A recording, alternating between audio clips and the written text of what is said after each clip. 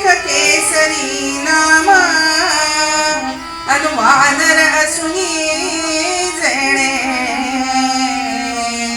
वानर असुनी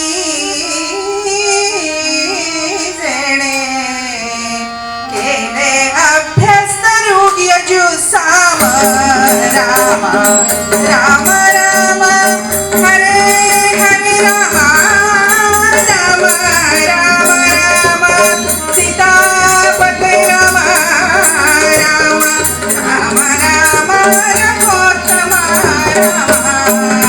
राम। आपण आता नुकताच चैत्र नवमीला कोणाचा जन्म उत्सव केलाय? प्रभू रामचंद्रांचा। ती कथा आपल्या सगळ्यांना ज्ञात आहे। पुत्र कामेष्टी यज्ञ केलाय, यज्ञ पुरुष प्रकट झाला, पायस देऊ केलेला आहे आणि तीनही राण्यांना ते पायस देऊ केलंय। दशरथ राजांनी कौसल्या, सुमित्रा आणि कैकेयीला असं म्हणतात की एका कथेमध्ये असा संदर्भ आहे की कैकेयी मातेला राग आला की मला प्रथम दिला नाही हा प्रसाद। त्या रागामध्ये, त्या विचारामध्ये त्यांनी तो पटकन सेवन केला नाही आणि मग एक मोठी घार आली, तिने झडप घातली आणि तो प्रसाद घेऊन ती निघून गेली। ही कथा आपल्याला ज्ञात आहे। पुढे काय झालं तर त्या घारीनं जोरात वारा सुटला आणि चुकून तिच्या चोचीतनं तो पायस पडला। तो नेमका कुठे पडला तिकडे आता आपण सगळे जाणार आहोत। बरं, हे केसरी त्यांचं नाव आहे, त्यांचा अर्थच आहे सिंह। बरं, सिंहाप्रमाणे पराक्रमी आणि शूर असलेले असे हे केसरी महाराज। वानर साम्राज्य फार मोठे श्रोते हो। दोन फौजा आहे, एक सुग्रीवांची आणि एक वालींची। वालींची प्रचंड मोठी फौज आहे, पण या सुग्रीवांच्या फौज फाट्याचे सेनापती जे आहेत, लष्कर प्रमुख जे आहेत, हे आहेत आपले केसरी महाराज। आपले जे चरित्र नायक हनुमंतराय आहेत त्यांचे पिताश्री। एवढा मोठा पराक्रम आहे। आणि या केसरी महाराजांची पत्नी कोण आहे? ती ऋष्यमुख पर्वतावरती अंजनी म्हणून बसलेली आहे। आणि तो जो घारीच्या चोचीतून पडलेला होता जो पायस, तो अंजनी माता अर्घ्य देत असताना त्यांच्या अंजुळीमध्ये तो प्रसाद पडलाय। हे लक्षात घ्या, कथेचा संदर्भ कसा आहे। अंजनी माता कशा आहेत हो? केसरी नामे वानर त्याची, केसरी नामे वानर त्याची, रुद्रांजनी अंजनी सखी बहु विश्रुत अति सज्जनी, सखी बहु विश्रुत अति सज्जनी। अगदी लक्ष्मीनारायणासारखा यांचा दोघांचा जोडा आहे। बरं, कृष्ण लागावी याचा जोडा आहे। केसरी नामे वानर त्याची, रुद्रांजनी अंजनी सखी बहु विश्रुत अति सज्जनी, सखी बहु विश्रुत अति सज्जनी।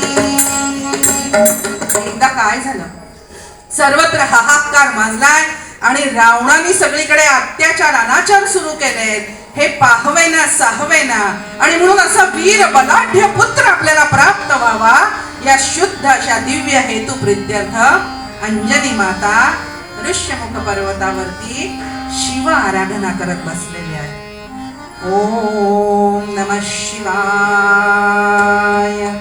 ओम नमः शिवाय, ओम नमः शिवाय। अखंड नामसाधना सुरू आहे, तपाचरण सुरू आहे, वर्षानुवर्ष चालली आहे श्रोते हो।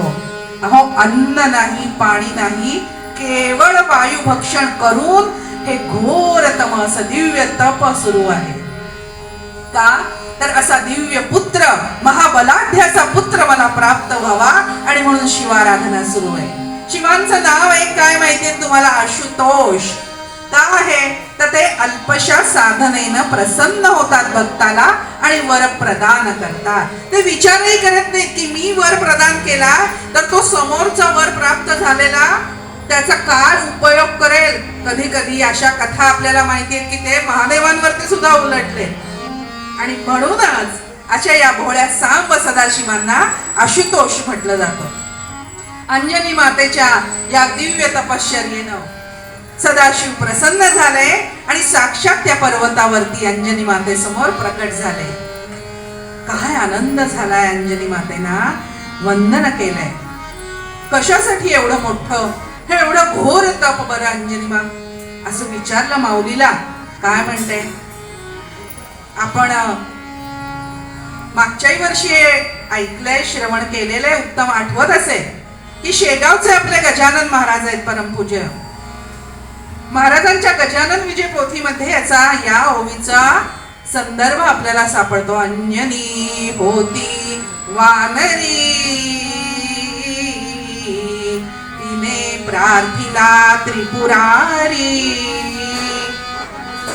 आपण यावे मम उदरी, वानर होनी श्री शंकरा.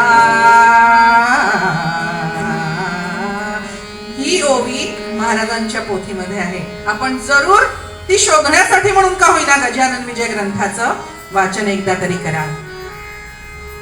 अशी प्रार्थना महादेवांना अंजनी मातेनं केली. तथास्तु म्हणून वर प्रदान केलेला आहे महादेवांनी. कोण आनंद झाला. चला, आपलं तपाचरण सिद्धीस गेलं याचा आनंद हृदयामध्ये आहे. आणि पर्वतावरून आपल्या राज्यामध्ये इथे आलेले आहेत. केसरी महाराजांना सारी काही वार्ता सांगितली. महाराजांना सुद्धा अतिशय आनंद झाला मनाला. चला, साक्षात महादेवांनी वर दिलाय आपल्या पत्नीला आणि तिची तपस साधना सिद्धीस गेली आणि म्हणून खूप आनंद झाला. श्रोते हो, शंभो शंकरांनी सांगितलं होतं की अगं वायुदेवाला मी आज्ञा करीन आणि वायुदेव तुला प्रसाद आणून देईल. तसंच झालं होतं. ती जी शंकरांची आज्ञा वायुदेवांना झाली होती आणि म्हणून त्या घारीच्या चोचीतनं तो प्रसाद पडला होता. हे लक्षात घ्या. असा संदर्भ आहे हा. उगीच पडेल का हो? घट्ट धरून ठेवलेला प्रसाद उगीच पडेल का? नेमकी अंजनी मातेची अंजुळी जिथे आहे तिथे हे सगळं भगवंताची लीला आहे. लक्षात घ्या. तो प्रसाद मिळालाय आणि आनंदाने नमस्कार केला महादेवांना आणि तो ग्रहण केला अंजनी मातेने. मग काय, ज्या कार्यास्तव तपस्साधना केली होती, ज्या हेतू पुरस्सर ही तपस्साधना ही सगळी झाली होती, वर प्रदान झालाय. आता तो प्रसादही प्राप्त झालाय जसा शंभो शंकरांनी सांगितला होता. आणि मग सगळी किष्किंधा नगरी आनंदून गेली. ती गोड वार्ता कानावरती आली. अंजनी मातेनं ती गोड वार्ता सांगितली आणि अंजनी मातांच्या शरीरावरती सर्व सुचिन्ह दिसायला लागली. आहा हा हा, आता कोणता अवतार येणार भगवंतांचा? भगवंताच्या या अंशावताराचं रूप कसं सुंदर असेल हे पाहायला सगळी किष्किंधा नगरी आता आतुरली. सर्व देव देवता आपापल्या विमानांसह हातामध्ये सुवर्ण पुष्प घेऊन त्या रूपाचं स्वागत करायला उत्सुक आहेत आनंदानं. आपल्याला सगळ्यांना फुलं मिळाली आहेत का? 6:30 वाजायला काहीच मिनिटं आहेत.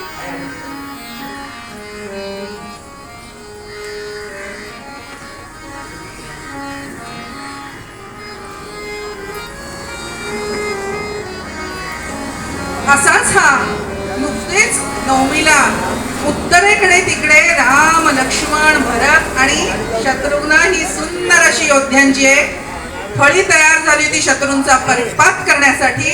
आणि आता चैत्र मास पुढे पुढे पुढे सरकू लागलाय. सुंदर अशी सूर्योदयाची मंगल घटिका आहे. प्रसन्न अशी प्राचीवरती रक्तिमा आलेला आहे. काय वर्णन करावं. पक्षी सुद्धा चिवचिव चिवचिव नव्हे, जणू राम राम राम रामच म्हणतात की काय असं मनाला आल्हाद वाटतोय प्रत्येकाच्या. आणि पाहता पाहता ती पौर्णिमा तिथी येऊन ठेपली हो. आणि मग भगवंतांनी पक्क केलं की आता आपण हे रूप धारण करायचं, आता हा आपण अवतार घ्यायचा. मधुसी